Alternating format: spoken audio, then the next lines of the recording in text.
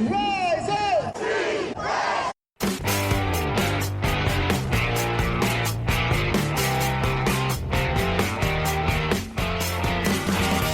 This is the Rise Up See Red podcast, all about the Arizona Cardinals and the NFL, featuring insider and outsider perspectives. Enjoy the best hour of Cardinals talk on the web. Now here are your hosts, Jess Root and Seth Cox.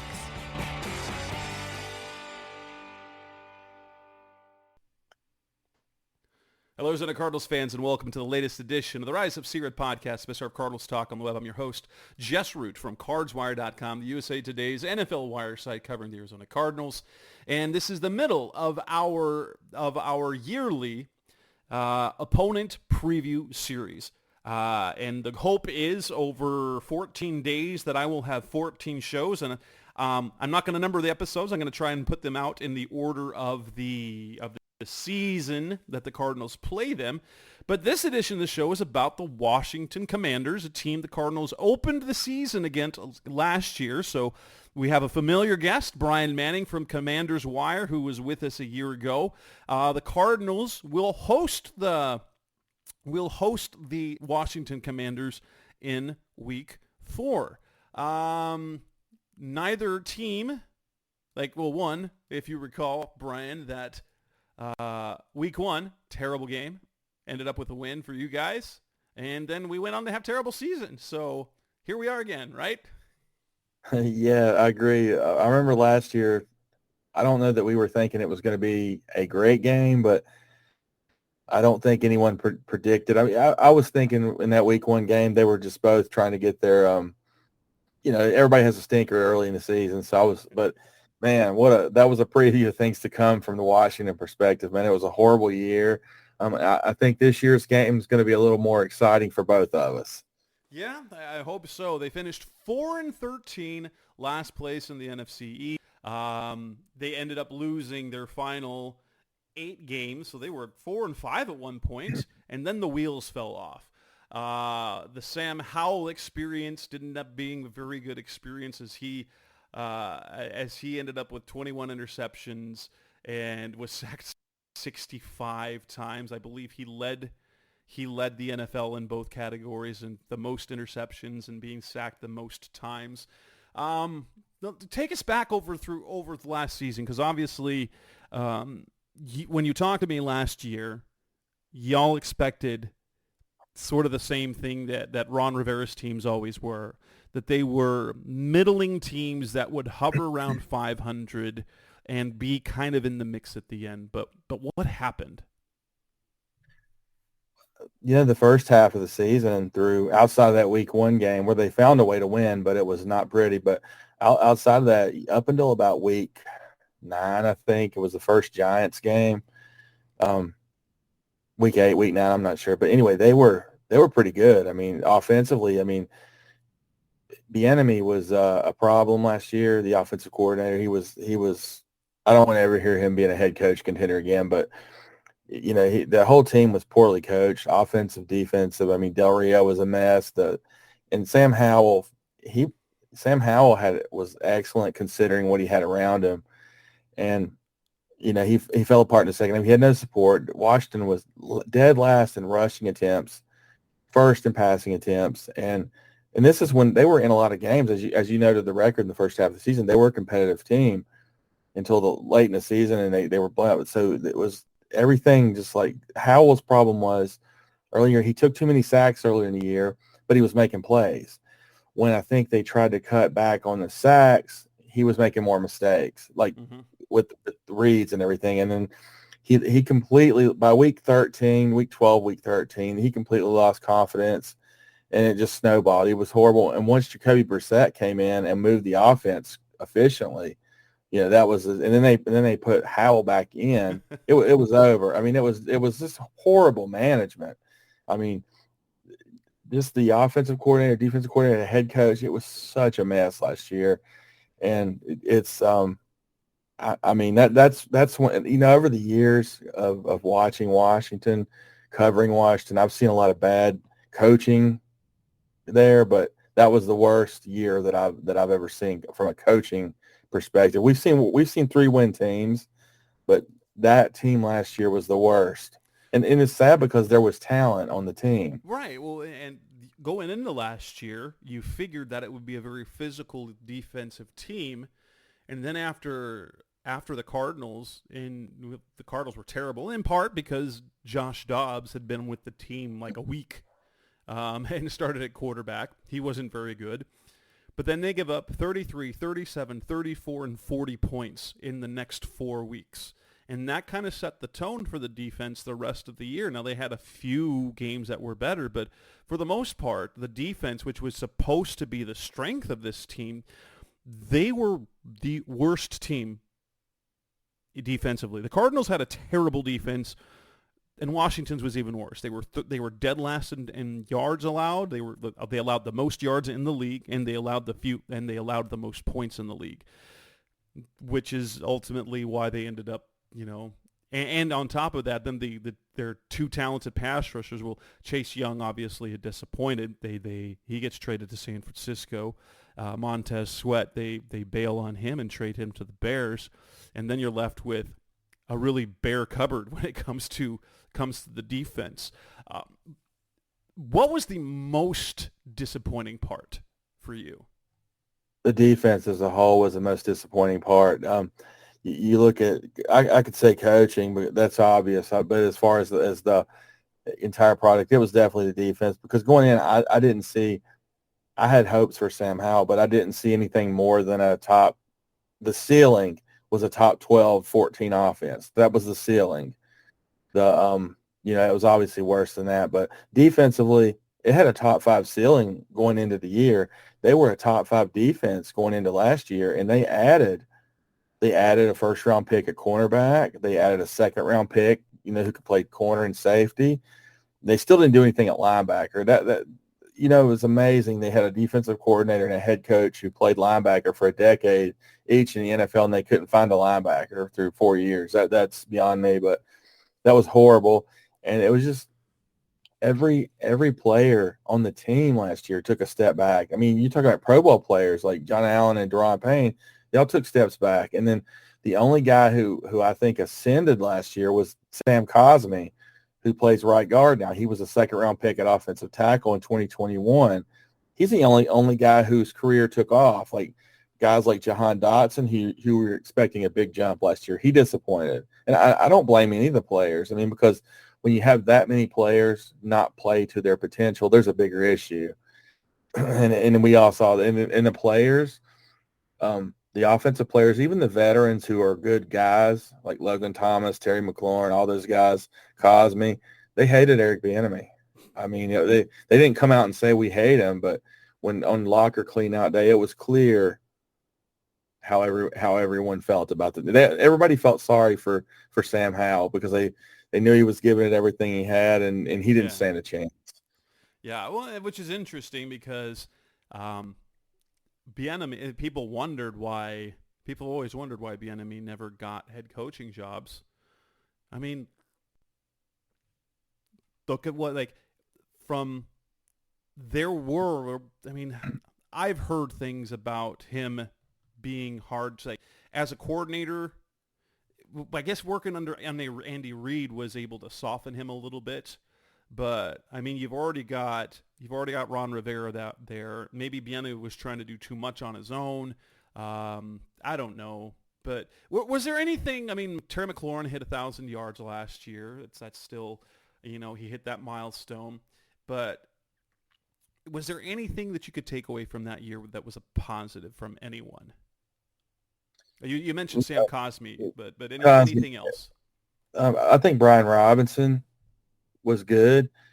He took a step forward. It was his second year. He was healthy last year. His yards per carry went up last year, and he would have excellent starts to games, and they wouldn't use him. And he took a big step forward as a receiver as well. So I think Robinson moved forward. Cosme, as I mentioned earlier. Outside of that, I can't name one defensive player who I saw last year or who I was excited about going into this year. Like guys like Daron Payne and John Allen, they'll be fine. You're not worried about those guys. Like Jamin Day, like St. Juste was a third-year corner last year. He was promising in his second year 2 years ago. He was like the 6'3" kid out of Minnesota. You're thinking he's going to be really good. he was horrible last year. I think people remember him so well because he celebrates every play. I mean, it's ridiculous. But That's my but he was favorite thing to see from cornerbacks oh, when they do the incomplete, like they did something and it was an overthrow. you know, and if I ever do a story on St. Juice, it's always of him celebrating. I mean, it's Oh amazing. man. But you look at Forbes, who was the first round pick last year. I mean, absolutely, there were so many questions about him as a 16th overall pick anyway. But I almost give a pass to the kid because the coaching was so bad. They had a guy coaching the secondary that was a high school coach just like 3 years before. That's I mean, the only reason he had a job is he coached Jack Del Rio's son or something like that in high school. geez. Yeah, Oh, so you gotta love it. You gotta love it. yeah, Gotta love it. All right. good old boys club there. All right, let's move to the off season. Coming up next on the Rise of Seer podcast, Special of Cardinals talk a little. Let's move on. Continuing talking about the Washington Commanders. What did they do in the off season? That's coming up next on Rise of Sea Red. We're back on the Rise of Seer podcast. Best of Cardinals talk on the web. Talking to Bryan Manning from Commanders Wire. Moving to the off season. An eventful off season as they started with a coaching change. Out Ron Rivera, out the coordinators, no Eric Bieniemy, no Jack Del Rio, and they hire Dan Quinn. Dan Quinn, who has had success as a head coach before, was a fantastic defensive coordinator in Dallas. What have been the early returns? Obviously nothing on the field, but what is the vibe with Quinn so far as head coach? Initially, I believe everyone was a little bit disappointed because there has been so many rumors. I'm sure you heard it too, where Ben Johnson was going to be the coach, and they were trying to say the whole time before the whole interview, he canceled the interview while they were in flight and all that. Before that, they were already saying, pump the Jets. Dan Quinn's a legit contender for this job because the new GM, Adam Peters, who you probably know well from San Francisco, he was going to hire somebody who he could collaborate with, who he could work with. And he and Dan Quinn got along great. But Dan Quinn the worry I had with Dan Quinn was you're drafting a rookie quarterback. And it's popular these days. You want an offensive coach when you get a rookie quarterback because you want to keep them together for years. So, there was a little bit of that with me, but the way he hired his offensive staff was excellent. He has 4 quarterbacks that played either college or pro quarterback on his staff. And so you obviously Cliff Kingsbury very well. Yes, we'll get to him later. You got him as coordinator. If something happened to where he took a job after 1 or 2 years, you could bump up to Vita Pritchard to coordinator. Then there's David Blau. There's Brian Johnson, was the OC of the Eagles last year. He's like like an assistant head coach type of deal. I don't expect him to be there, a long time. He'll be looking for it, but they layered the staff well. Jaden Daniels will have plenty of support, and Quinn. It's like everybody loves Dan Quinn. Like you see the respect he has around the league. Everybody wants to play for him, and I think that's kind of exciting. And then he fires you up. You go to the press conferences and he fires you up by being a normal dude. I don't think there's anything about him that's just he doesn't seem phony. And I think everybody just relates to him because it's not a bunch of coach speak where I think fans were just so bored of Rivera. It's just so sick of seeing Rivera up on the podium. But Quinn's just a nice change. And everybody's going to make these comparisons. Well, they hired another Ron Rivera. I don't agree with that. But he's got to prove it by winning. And they're not expected to win 12 games or anything this year, but you need to go back. Well, they need to win. It's definitely starting over. So this is they're going through what the Cardinals went through last year only. Really, what they're going through, they're actually going through what the Cardinals went through in 2019, and Cliff Kingsbury was the head coach, and they drafted Kyler Murray, which brings us to Cliff Kingsbury. How did you like the hiring? Because there are very mixed feelings about Kingsbury around the league at this point. I will say that as a head coach, he didn't do poorly. I didn't think he was a bad head coach.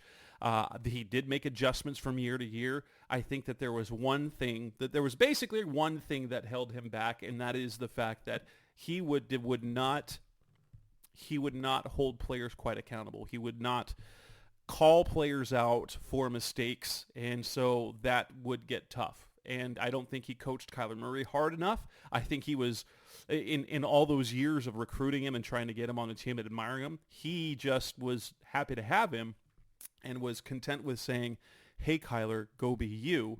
But now, as just the offensive coordinator, he can do what he's not.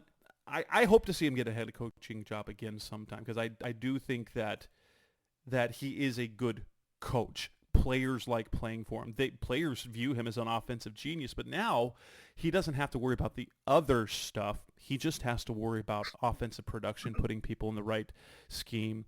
And has there been much from Kingsbury thus far in the offseason in terms of talking into what they've got? Anytime he's talked, it's been like a script. It's been like he's reading off a script. He's not giving anything. It's been very vague. Where the defensive coordinator has been kind of like you want to run through a wall for the guy, but Kingsbury's he's followed the script. He's not said anything. I don't know that he's spoken, but maybe one time since Jaden Daniels was drafted. But before that, he was just sticking to the script. He did not like somebody calling his offense the air raid. I'm not sure what that was about. Well, yeah, his offense is more than that. There are air raid principles, but he's bristled at that since he came into the league. There are definite principles to the air raid, but it isn't just chuck and duck. He does have a complex. He has a good run scheme. He had good success with the run game here in Arizona. He couldn't use it enough. But there are some flaws to things. Like they won't run. They will run almost nothing under center. It'll almost all be out of shotgun. And so, but yeah, he does. He takes offense to the notion that it's what he does is a college offense, because it is more than that. And now the college offenses have taken over the NFL these days, so I can kind of understand where he's coming from. But everybody's at first, I'm not sure. Like I mentioned earlier, everybody was so believing Ben Johnson was going to be the guy that it was still like shock when he wasn't the guy, and Quinn had to hire an offensive coordinator. And I think once Quinn hired Kingsbury, people were like, "Well, hey, he's not the head coach here. This could work out." And then, I studied him more closely than I had before, and I look at all the work he'd done with different types of quarterbacks over the years, and he's really made a difference. He is really good with quarterbacks. He really is. Like dating back to he's had great success. He's good. He's good with quarterbacks. And yeah, I think Jaden, he will know how to get things out of Jaden Daniels. It'll be interesting to see him in just an offensive role. He doesn't have to worry about the other part of things, which now brings us to free agency. And Washington cleaned house. They cleaned house on their roster. They have so many new players. You can kind of go down the list of. I'm just looking here on the free agent list of players they signed. They get Dorrance Armstrong, previous pass rusher from from Dallas. They pick up two really quality linebackers in Frankie Louvu and Bobby Wagner on the back end of his career. But the Bobby Wagner move makes a ton of sense because of how much knowledge he has of Dan Quinn's defense from when he was in Seattle. Tyler Biadasz, the former, they got him who is the starting center for the Cowboys. Nick Allegretti with the Chiefs. You pick up Austin Eckler for running back. Marcus Mariota is now the backup quarterback. Jeremy Chin, safety from Carolina. Cleveland Farrell, pass rusher out of San Francisco. They have a new cooking, Brandon McManus, Dante Fowler, Michael Davis at cornerback. The list goes on and on and on. Did they feel they needed to completely kind of purge themselves, kind of wash away all the stink of what was last season? Because this is exactly what the Cardinals did in 2018 and then kind of again last year. Well, kind of again last year is that with the bad that was on the roster, they tried to get rid of as many players as were part of that team. I do think there's a lot of truth to that, and Quinn wanted to bring guys, and Peters both wanted to bring in guys they were familiar with, because they not only they were familiar with and knew the scheme, but guys who've been around winning teams. Right, let's bring some guys who've won in here and show these guys here how to win a little bit, and that's where the Bobby Wagner signing comes in, because Bobby Wagner, I think he can still play. Do I think he's the guy 5 years ago? No, but I think he can still play. He's still one of the smartest players in the league, and he's still a volume producer. But he is instead of being an absolute stud, he's a pretty good linebacker who has incredible instincts. And what he brings off the field, I think the practice field, what he can rub off on the younger players, the attitude, everything he can teach those guys, and he's willing to do it. And he can still produce on the field. His signing is so much more valuable than just starting 17 games. There's a young rookie linebacker they drafted out of Temple who Wagner's already taken under his wing. And then like Luvu is that's the signing of the offseason. Yeah, that guy's really good. He's really good. I think he's going to be the guy that explodes as far as the guy who just takes a big jump. And the key for this team right now is everybody thinks edge rusher. Really, I think Quinn can manufacture enough from the front from pass rush, because he's got those tackles, Allen and Payne, and he got Johnny Newton in the second round.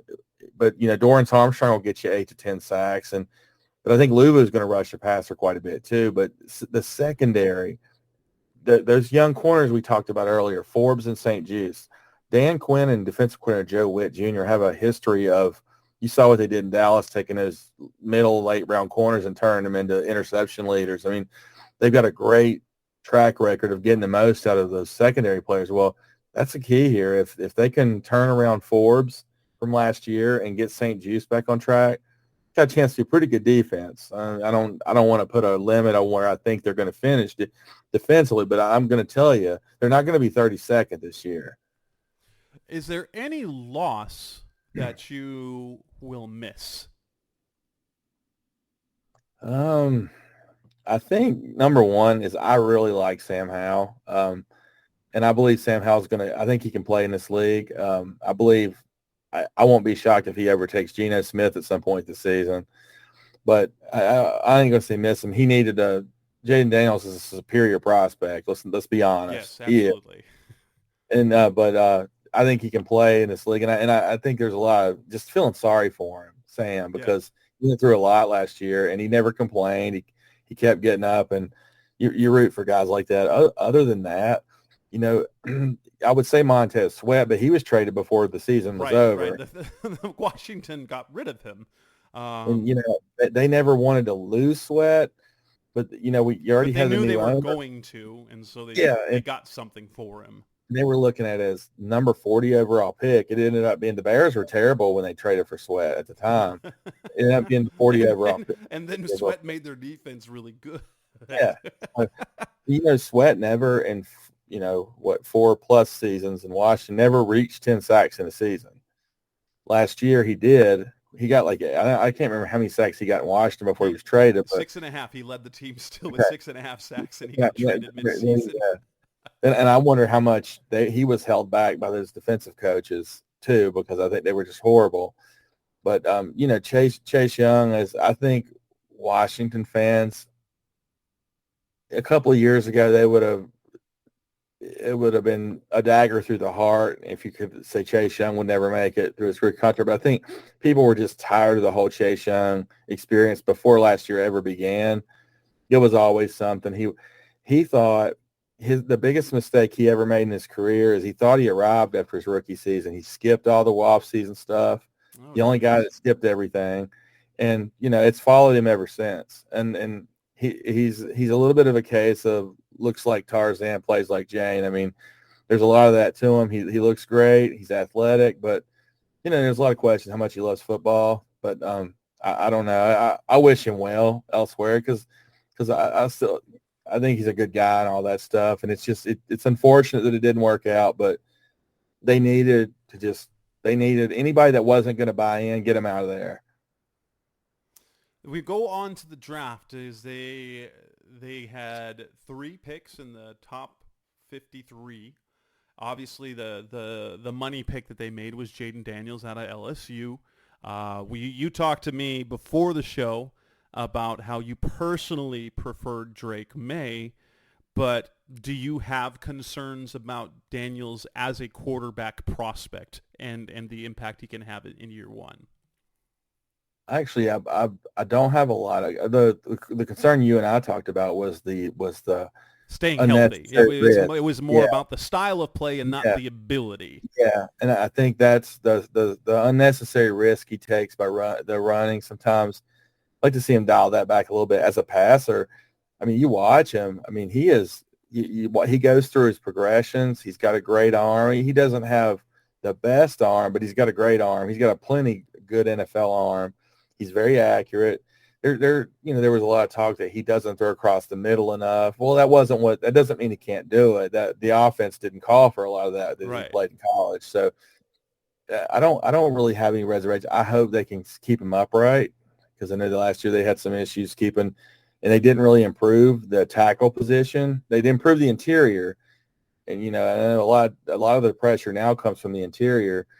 But we'll see how the tackles hold up. But I don't really have any reservations other than like we discussed is just avoid the unnecessary risk. Right. It would be in my concern and my prediction for Daniels is that will be his undoing, much like and sadly there is a lot of parallels to what was it 2010 2011. It was 20. What year was 2012? It was 2012. So that 2012 year when RG3 goes second overall, looks don't fantastic. Don't do this to us, Jess. On the show with my regular co-host, that's the one thing. And I, as an Arizona State guy myself, Jaden Daniels is a guy I've rooted for, but in the NFL, it's hard not to see that happening again. Just 12 years later. And I hope that doesn't happen. Especially, I root for Cliff Kingsbury. I root for Jaden Daniels. I don't necessarily root for the Commanders, but you want to see players do well and individuals that do well. Yeah. You guys picked up Johnny Newton, a guy that went much later than many believed, but it appears he's a little nicked up. That there's still an issue with was it a foot injury? Washington and impact interior defenders, there's a history of that, and Johnny Newton is absolutely fantastic. But has he been able to practice yet? I know that he had the injury that he was dealing with, and that after that rookie camp that he was still nursing something. Yeah, well, that's the funny thing. When the rookie camp came, he was seen on the sidelines with in a boot, I believe, and it was the opposite foot. Right.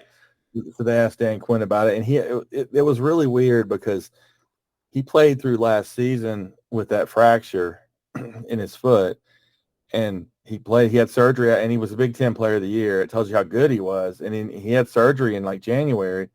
Well, then as he was recovering in the spring, they noticed a similar thing in the other foot. How weird is that you get the same injury? Well, I read from everything that I've heard, he'll be ready for camp, or he'll definitely be ready for week one, but he should be ready sometime during camp. So there doesn't appear to be anything long term, and that would probably explain the drop because everything we knew about him, he was going top 25. Yeah. I don't think there's any worries. And the good thing for him is he comes to a position that's stocked. Correct. They're not counting on him to deliver immediately. That is, as I mentioned, the interior defenders in Washington, that's a thing. You got Deron Payne, you have Jared Allen, and you got those guys that not Jared, Jonathan John. Payne. Yeah. But yeah, and then you go Johnny Newton there. You pick up. I know that he was well liked on the network on Touchdown Wire. Mike Sanderstill out of cornerback out of Michigan, just because of how absolutely he's, remember talking about Tyrann Mathieu being like the honey badger. This guy plays like a badger. He is fierce. He is physical. What do you like about him? And do you think he'll play this year? Yeah, I think he's a week one starter in the slot. And I think he's a guy that by the second or third year, he'll be a captain. There's so much to love about him. He turns the ball over. And this is a guy who hasn't played a lot of defensive back. He started out his college career as a wide receiver. Very competitive guy. He's not the biggest guy, but he's physical. He'll get in there and tackle. He's an immediate impact guy, I think. And if you ask me outside of Daniels, who'll make the biggest impact in 2024, I would say it'll be Sanders still, because he's just, when Nick Saban calls you the pound for pound the best player in the draft, that's pretty good praise. Yeah.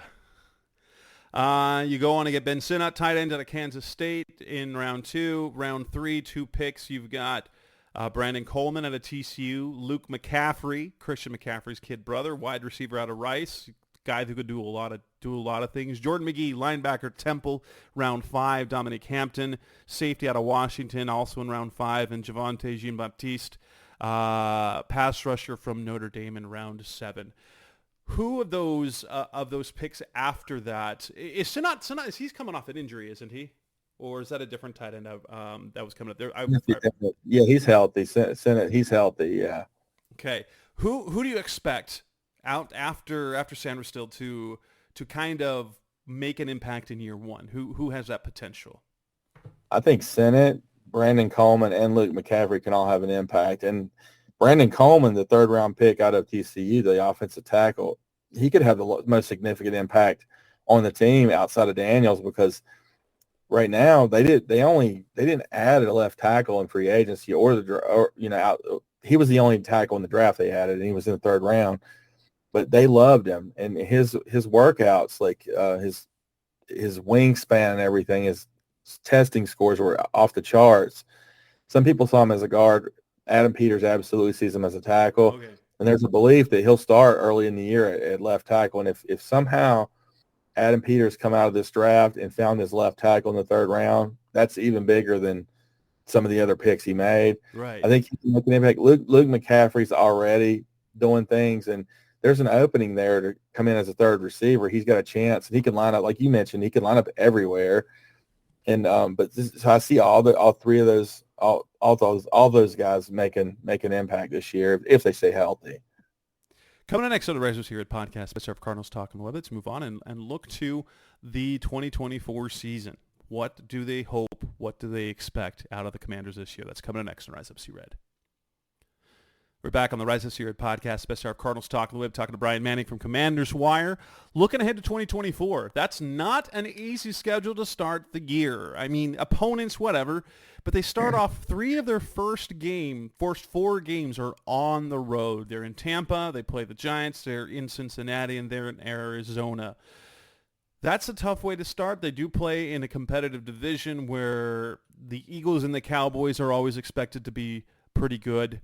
To good, and then you've got the Giants, which they look like, it looks like that Washington should be able to potentially pass the Giants this year, because I think people see the Giants as a potential dumpster fire this year. That sounds accurate. Yeah, I think there's potential.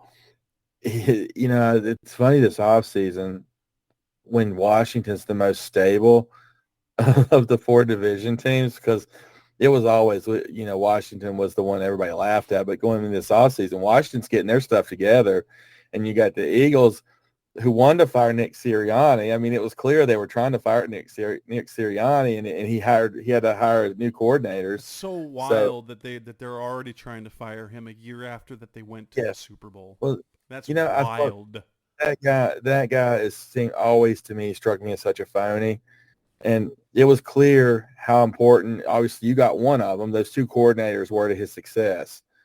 But Philly fans wanted us to believe that everything was that the problem was Jonathan Gannon, and then their defense was so bad last year in the second half. And Steichen, I mean, he went right into Indianapolis, turned their offense around with Gardner Minshew quarterback. I mean, and he fell apart. Everything that Sirianni is just a cheerleader. If you ask me, he's just a cheerleader, and some of the stuff he does on the sideline annoys there. Washington fans hate him. He come into there one year. He come into a press conference wearing a Mike Quick jersey, and he made a point to say Mike Quick used to burn Darryl Green back in the day, and he didn't know nothing about the Eagles when Mike Quick played, but it was just a burn to Darrell Green, who's arguably the most beloved player in Washington history. I mean, so yeah, people can't. Washington fans hate that guy and root for his downfall. Nobody feels sorry for him. And in Dallas, I mean, you talk about dumpster fire. I mean, what they didn't even try to improve in free agency. Then they've kept Mike McCarthy on a leash. Like, who knows what they're going to do with him? And then they lost Quinn. So people are going to say whatever about Quinn. The last memory is that Green Bay game, which okay, fine, but welcome. Wait till you get Mike Zimmer. Good luck there. Good luck bringing him out of the retirement home. So I think Dallas is on the verge, and you got Dak going into a contract year. I mean, they should have handled that one way or the other. I don't know how. I know it's complicated. You don't want to pay a guy $60 million a year. That's kind of scary. That's going to happen. You got to take care. I mean, you can't let a good quarterback go. And he is a good, no matter what his shortfalls are, he's still a good quarterback. And then you got the Giants. The Giants are they're the Giants. I mean, well, this is the year that Daboll's going to be that it's do or die for him, and unfortunately, they're still hitched to Daniel Jones. Yeah, his defense should be better because he's got Brian Burns was a big get for him, and that should help Thibodeau. I mean, that's a good duo there at the edge rusher, but you still got Daniel Jones, and part of me feels kind of sorry for Daniel Jones, but I mean, it's funny because the only success Daniel Jones has ever had was against Ron Rivera. So Ron Rivera's not around anymore, so I'm not sure how much success Daniel. Well, I should say Ron Rivera. I say Jack Del Rio is what I should really say, but Dan Quinn owned the Giants, so yeah, it's going to be. So, what are sort of expectations like? Is a similar number of wins while looking better acceptable, or do you expect more wins? I would expect 6 to 7 wins, and I think Washington fans would. I'm not going to say anybody's going to be happy going 7-10 or 6-11, but when you consider where they were last year, I think everybody would be better if, say, the defense went from 32nd to 17th. Say Jaden Daniels looks the part, and they win 6-7 games. People are just going to be happy with that because they'll see a future. They'll see something. Yeah. I mean, that's the thing. Rookie quarterback on a retooled roster, you can't expect much more than that. I mean, the number of quarterbacks that have gotten on a team that was not expected to be good, and then they were good. I can think of Andrew Luck and C.J. Stroud. And everybody wants to use that C.J. Stroud comparison. You can't do that because that's an anomaly. Right. And those were two very special seasons. And C.J. Stroud is like, in fairness, like I don't think Jaden Daniels is on the same level of quarterback that C.J. Stroud was. Talent is incredible. But the difference in Stroud's ability to actually throw with anticipation, his impressive accuracy, he was a far more advanced passer than anyone. And I think what it came down to is that everyone he played like a robot, and he showed that he can play off schedule, and the ability to play off schedule and still throw laser throws.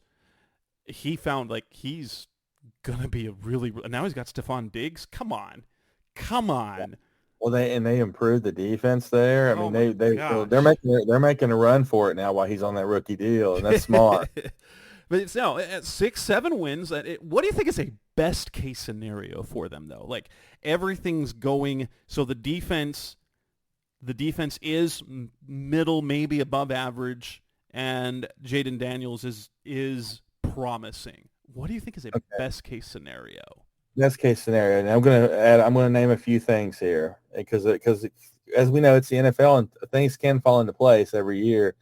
The good thing is nobody. And I don't know if you followed the NFC East, Annie, but nobody wins the division. There's never a back-to-back winner. It's been like 20-some years. Like somebody new wins the division every year, except the Giants. So, but I'm not trying to kill the Giants. I don't hate. There is honestly. I don't love the NFC East. I I am old enough to remember the Cardinals in the NFC East, and so there is not a team in that division that I wish well for, honestly. I never liked the Cowboys. I never liked the Eagles. Back in the Redskins days, there was a little bit of a connection because of the Joe Bugle hiring, but didn't like the Cowboys, didn't like the Eagles, was not a big fan of the Redskins. I definitely like the Giants. And so, I'm old enough to remember the pre-2000, before 2002, 2001, when the Cardinals were the whipping boys of the NFC East. I don't care if that division ever does well. No, I get it, because the Cardinals were the team that everybody said, well, there's our 2 wins. I mean, that's kind of how they viewed. I mean, because in the 80s and 90s, there was the Redskins and Giants, and in the mid 90s, the Cowboys took off, and the Redskins went in the toilet, and the Giants and outside of those 2 Super Bowl teams, the Giants have been, they got really hot those 2 Super Bowl years, but outside of that, they've really struggled. But I think anybody would take those Super Bowl trophies. Where they got all the years of losing, if you could have those 2 Super Bowls, it's kind of worth it. But no, but the best case scenario is all 3 teams have issues. The Cowboys, the Zimmer thing blows up. Jerry's mad. Everything just falls apart in Dallas. The Sirianni, his new hires fail. And I think there's a lot of questions about Jalen Hurts. There are serious questions about Jalen Hurts, and I think those are legitimate questions.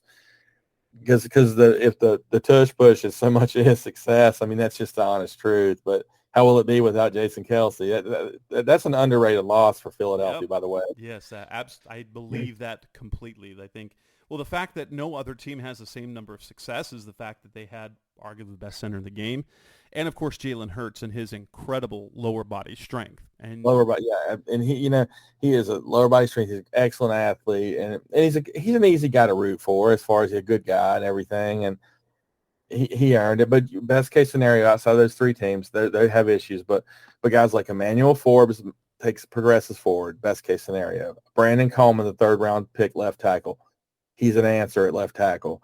Jaden Daniels has a rookie of the year type year, which he's capable of doing. I'm not going to sit there and say it's going to be a CJ Stroud year, but he could have a rookie of the year campaign. If each of those things happen, you never know. I'm not saying Super Bowl. I'm just saying this division is so weird. Right. I could see them in a bad division, things going well, hitting 9 or 10 wins, and those Ron Rivera division wins. Right. Yeah, I could see that, winning 9, maybe 10 wins, and in a division that kind of falls apart, and them being, but that would be an overachieving year, like Dable's first year with the Giants when they made the playoffs. It would feel like an overachieve type thing. I don't think that they would win a playoff game, but I think in a best case scenario, they could sneak into the playoffs and, get that and get whipped in the first round. You said best case scenario, those things could happen. Best case scenario, but a best case scenario, a lot of good things would have to happen, yes, and it's obviously not. We see it happen every year. But I wouldn't predict it. I would still sit there and say 7, maybe 8 wins is the ceiling of this team right now. But I think you're looking at 6 to 8 win range is what's going to happen. Honestly, that this team will have more wins. Well, and even if the Cardinals had 2 consecutive 4-win years, but last year's 4 wins looked vastly different than the 4 wins that they had in 2022, and depending on how things go, I could see that happening. But yeah, that seems reasonable because last year was a dumpster fire. Now you've got the players that they added are reliable. They're not stars, but you added a bunch of players that should bring up that floor at least. Yeah, and then you've got the potential of Jaden Daniels, and you still got Terry McLaurin. You've still got James Robinson there in the offense, and so, or Brian Robinson. Who's James Robinson? I don't know who James Robinson is. He's the running back he was the running back for the Jags. That's right. I'm not sure where he's now. That's right, Brian Robinson. I've been around football way too long, man.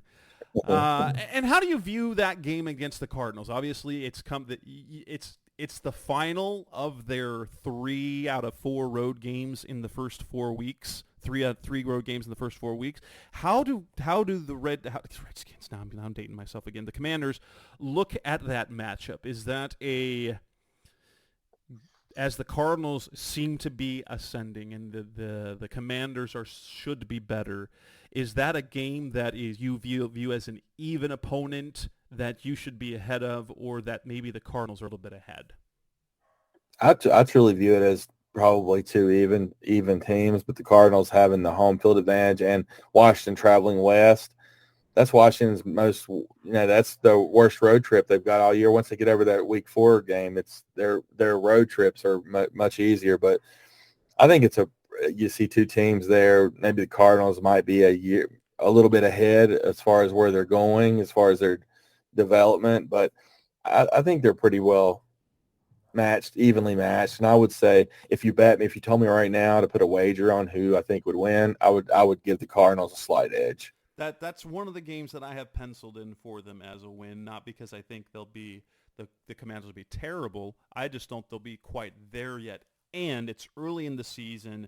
Jaden Daniels, it's different than what Kyle remember, because Cliff Kingsbury basically put Oklahoma's offense in place for the Cardinals that rookie year, so Kyler didn't have to adjust much to what he was doing.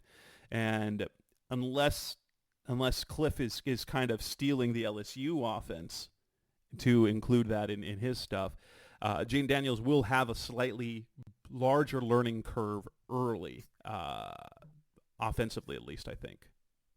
Yeah, I think so too. All right. Awesome. That will then clear up and end this edition of the Rise Up Sierra podcast, episode of Cardinals Talk Alone. We've been talking to Bryan Manning. You can find his work at the Commander's Wire over there, and you can find him on Twitter. I'm not going to call it X. It's Twitter. Bryan D. Manning as well.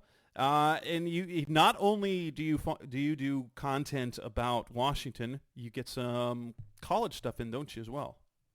Yeah, I cover the Virginia Tech Hokies for Gobbler Country over at SB Nation.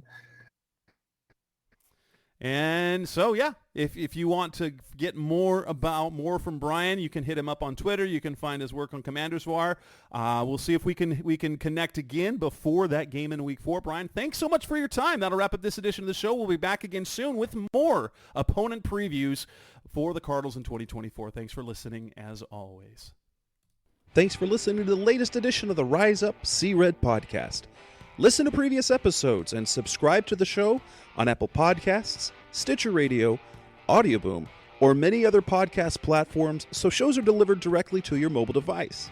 Please give the show a 5-star rating and always support the sponsors who support the show. We'll be back soon for the best hour of Cardinals talk on the web. Rise up, Red Sea, be Red, See Red, and of course, Rise Up, See Red.